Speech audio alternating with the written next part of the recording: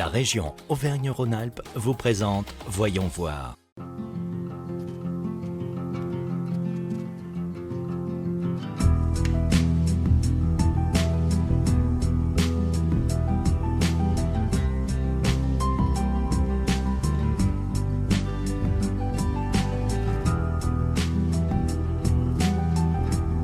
Avec plus de 3 millions d'hectares de surface agricole, environ 63 000 fermes et 116 000 emplois permanents, Auvergne-Rhône-Alpes est une véritable ferme régionale.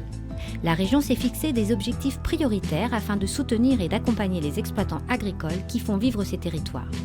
Rendez-vous est pris à Verrières-en-Forêt avec Nicolas Robert au Prévert dans une exploitation de vaches laitières transmise de génération en génération.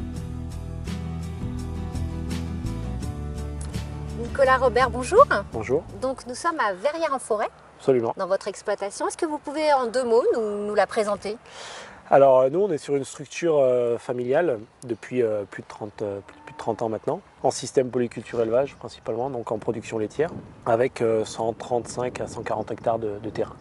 Voilà, production laitière, on a 90-95 vaches laitières en système robotisé. En étant à 900 mètres d'altitude, on est sur des productions herbagères, avec toutefois quand même un petit peu de céréales et de production de maïs. D'accord. Intégralement autoconsommé. Mais vous ne faites pas que ça, Non. vous faites plein d'autres choses. On a diversifié l'exploitation depuis maintenant une bonne quinzaine d'années. Ça a commencé par le tourisme avec des gîtes et des chambres d'hôtes. Et ensuite, à notre installation, entre moi et mon frère, on est parti sur les énergies renouvelables avec la méthanisation et les panneaux solaires. On a aussi une diversification sur la production de veau de lait élevé et transformé chez nous et vendu en direct à des particuliers. Comme quoi aujourd'hui, pour être agriculteur, il faut être multicarte. Absolument, il faut savoir se diversifier et être ouvert d'esprit. Bon, on va commencer peut-être par aller voir les vaches. On y va.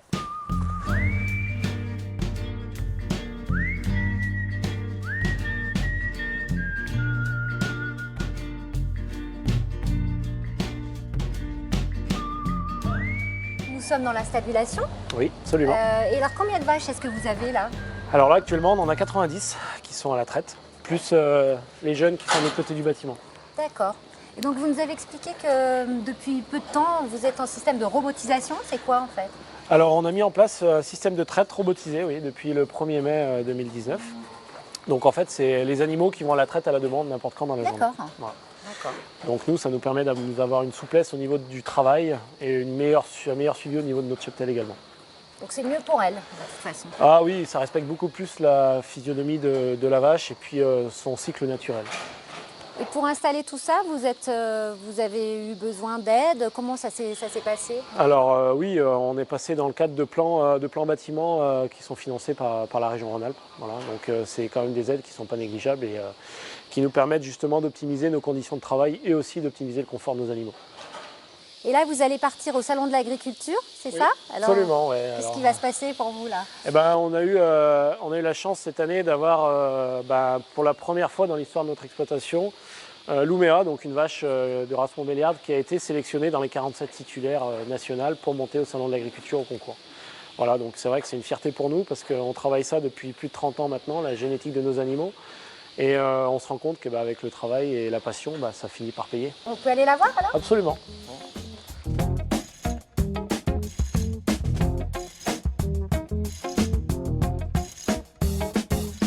Là, elles sont en totale liberté, vos vaches, du coup, là. Absolument. Elles font un petit peu ce qu'elles ont envie. Toute la journée, elles divaguent, elles se couchent, elles mangent. Souvent, les vaches ont des cycles, donc elles mangent, 4 heures après, elles vont à la traite, 4 heures, après 4 heures, elles se reposent. C'est souvent des cycles de 4 heures. Voilà. Donc là, elles sont en totale liberté. Donc la robotisation, ça amène quand même quelque chose de plutôt positif. Absolument, Ouais. dans le sens où elles sont vraiment, on ne les impose pas à venir à la traite à 6 heures du matin et 6 heures du soir. Elles y vont vraiment quand elles veulent, donc on respecte encore mieux leur cycle journalier. Donc c'est un avantage pour elles et pour nous, c'est indéniable. Donc là, vous allez nous montrer Louméa, c'est ça? C'est Voilà, donc Louméa. l'heureux élu. C'est ça, donc Louméa qui va participer au Salon de l'Agriculture à Paris dans moins de 10 jours. Voilà, donc... Elle a quel âge? Donc là, c'est une bête qui va sur ses 5 ans, voilà, qui a fait 2 veaux, qui va faire son 3e au mois de juillet-août. Donc voilà, elle produit du lait. Et ça apporte quoi du coup pour vous en tant qu'éleveur quand on a une vache qui est sélectionnée, qui est... Alors, clairement, c'est pas économique. Il n'y a pas d'ordre économique comme ça peut être le cas dans les chevaux. Mais nous, clairement, c'est du prestige. C'est vraiment une reconnaissance pour notre élevage et pour notre travail. Surtout quand on parle du concours de Paris, qui est aujourd'hui une des références de concours pour l'élevage laitier. Donc, c'est la première pour nous et ça fait 30 ans qu'on travaille. Alors, pas que pour ça, mais en partie. Donc là, on est très fiers et très heureux de pouvoir y aller. On va lui souhaiter, vous souhaiter surtout un bon voyage et puis surtout peut-être un trophée. Merci, oui. Alors bon, on n'a pas autant d'ambition pour cette première participation, mais déjà d'y aller, c'est bien. Et on va tout faire pour qu'elle soit dans les meilleures conditions possibles, que ça se passe bien. Et puis pour espérer en garder un très bon souvenir. Nicolas, bonne route. Merci. Et puis vous allez voir qu'il n'y a pas que les vaches qui se font belles, il y a aussi des chevaux qui participent au Salon de l'Agriculture. Je vous propose de voir ça tout de suite.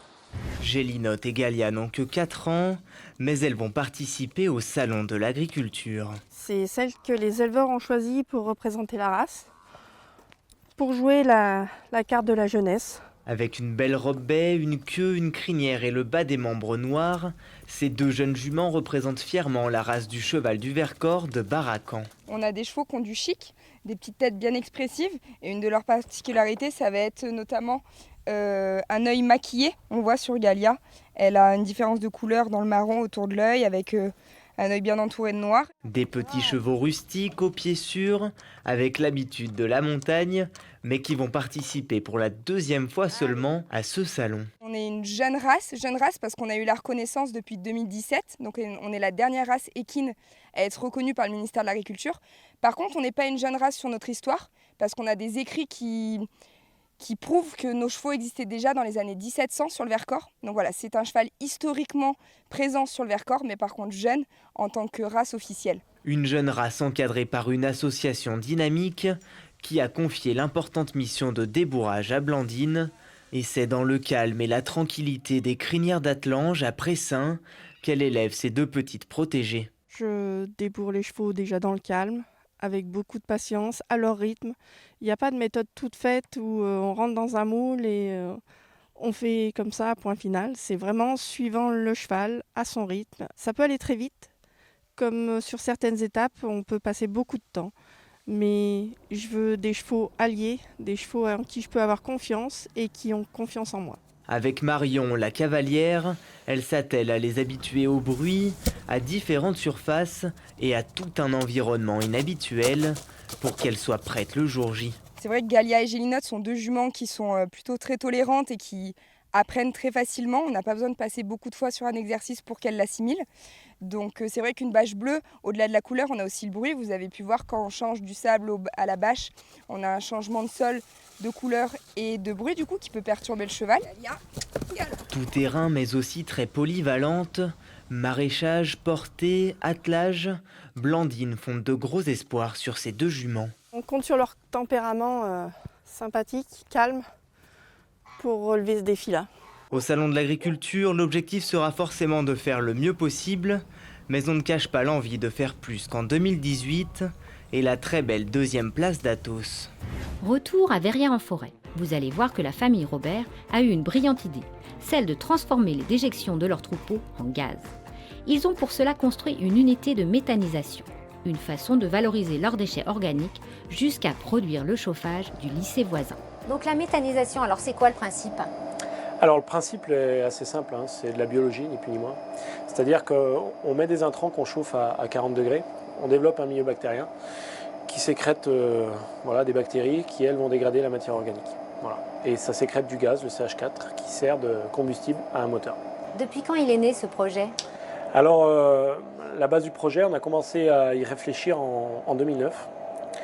Voilà, et l'installation a commencé à tourner fin d'année 2014, en mois de décembre.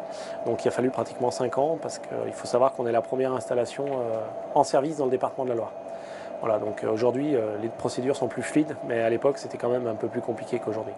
Et comment vous avez fait ? Vous avez demandé des aides ? Comment ça s'est passé ? Alors oui, il y avait des appels à projets de différents financeurs sur ces projets type vertueux, et notamment en méthanisation, donc appel à projets de la région Rhône-Alpes, notamment de l'ADEME et de l'Europe à travers différents fournisseurs. Mais oui, on a été aidé à la hauteur de 10-12% au niveau de la région Rhône-Alpes. Et donc là, vous produisez de l'électricité, vous en produisez combien?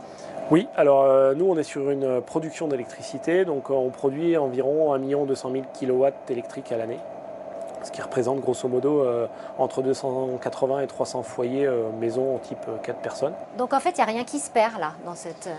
Non, absolument pas. C'est l'avantage de ce type de projet, c'est que tout se crée, tout se transforme, mais rien ne se perd. Donc en l'occurrence, même au niveau thermique, c'est là qu'a été réfléchi le projet, notamment avec la région Rhône-Alpes sur le chauffage du lycée et la salle d'animation. C'est que le refroidissement du moteur nous crée une production d'eau chaude thermique qui va alimenter ces bâtiments-là en substitution de leur énergie actuelle qu'ils avaient à l'époque, notamment, c'est donc le fuel en l'occurrence.